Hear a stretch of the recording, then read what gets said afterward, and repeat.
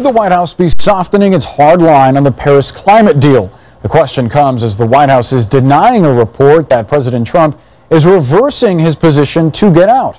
The Wall Street Journal says that the Trump administration will not withdraw from the deal that aims to reduce global warming, but a White House spokeswoman just insisted that the president's position has not changed.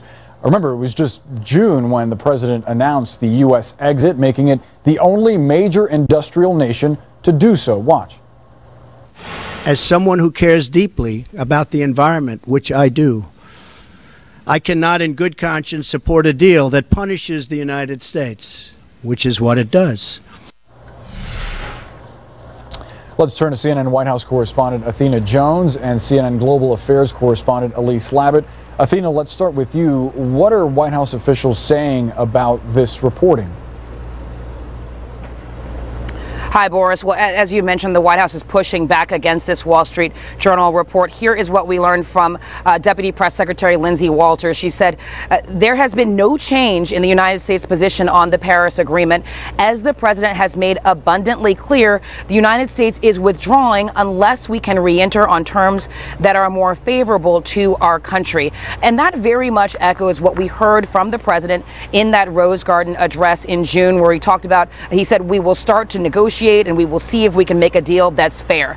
That's what this comes down to. This is a campaign promise kept as far as the White House is concerned. This idea, the president, the then candidate Trump campaigning on canceling this agreement. He wants a fairer deal for Americans. But Boris, it's important to remember that even though he announced this withdrawal, this was going to be a lengthy process under the terms of the Paris Accord, not being completed, the withdrawal, until November of 2020. It's also important to note that the U.S. set its own goals when it comes to reducing greenhouse gas emissions under this deal. So that's something that the U.S. could look to change its own targets when it comes to carbon emissions. But this is now something of a muddle, given what we're hearing, the EU officials saying that they're hearing from White House officials. And it's something that the White House officials are going to have to address at the United Nations General Assembly in New York next week. We already know that a top economic advisor, Gary Cohn, was set to meet with about a dozen climate ministers on the sidelines of that UNGA meeting. And so they're definitely going to want to hear more from him about just what the U.S. position is.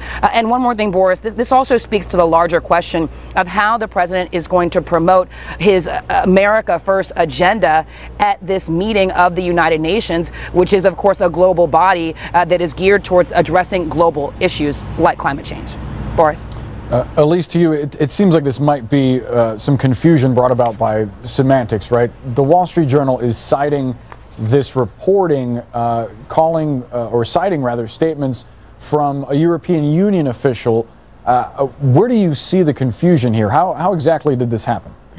Okay, so there was this meeting today in Montreal of about 30 countries. And a top White House energy climate official was there. And so the EU Energy Commission, Climate and Energy Commissioner came out of this meeting, told reporters that this White House official introduced a plan to re-engage on the climate deal. The official said, the EU Commissioner, I'll just read the quote that he told reporters, the U.S. has stated that they will not renegotiate the Paris Accords, but they will try to review the terms on which they could be engaged under this agreement.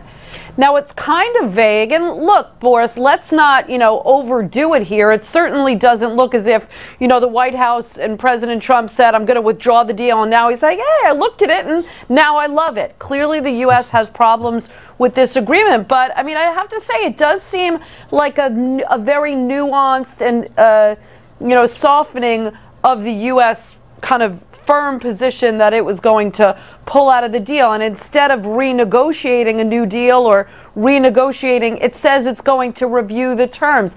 So at least the White House wants to appear to these, ministers in Montreal and, coming up at the UN that it's more open to talking about this agreement. And as Athena says, Gary Cohn, the head of the White House Economic Council, is going to be meeting with climate ministers. He's also, obviously, the White House has created some confusion that they have to clear up. But this also does come as the president is going to the United Nations. He certainly wants to be received well there, and it also comes as if there is some question about the president's firm promises on some of his campaign pledges, and that he might seem to be willing to kind of soften some of those positions and go against the base that elected him. Boris. Yet another thing to watch for at the General Assembly this week. As you said, Elise, the president set to speak before the GA on Tuesday. Elise Labott, Athena Jones, thank you so much for joining us.